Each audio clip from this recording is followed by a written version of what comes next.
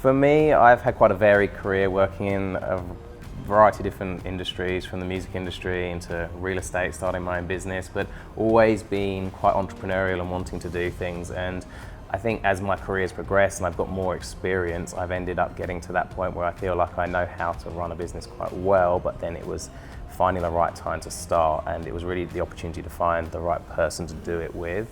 Yeah, for me, I would say science and health has probably been my entire life. I went through academia, got a PhD in neuroscience, ended up going into management consulting, spent 10 years there advising businesses around health. And then now it got to a point where I said, hey, there's a big problem. I want to be a part of solving it. Women's health is a big passion for me. And I realized that the next natural progression of my career was really to start my own company. I would say for me, Caia is something that I've been thinking about for quite a long time. Women's health is a bit of a passion. And for me, it was really, if I don't do it, who's going to do it? I think for me now, really the time was right. I'd spent a lot of time gaining a lot of work experience in different environments and seeing a lot of the world from traveling and working. Well, for me, I read Cortina's introduction when she joined the Antler program, and it was really compelling because she's done a lot of work in a space that I'm quite passionate about, and having also done similar work in that space, we reached out and started talking. We kept passing each other. We're like, oh, let's have that coffee. Let's have that coffee. And then one day we said, let's just have a coffee and let's sit down. And I think it was really in that conversation we realized, oh, we just had shared values and shared interests and a real passion for the problem.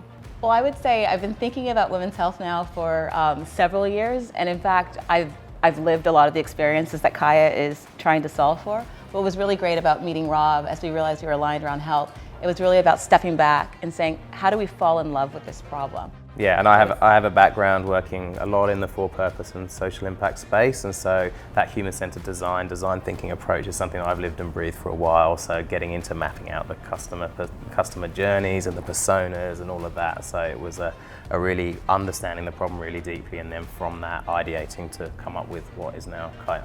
I would say one of the biggest things was probably just helping us to find each other, finding a co-founder that has a shared passion for the space and similar values.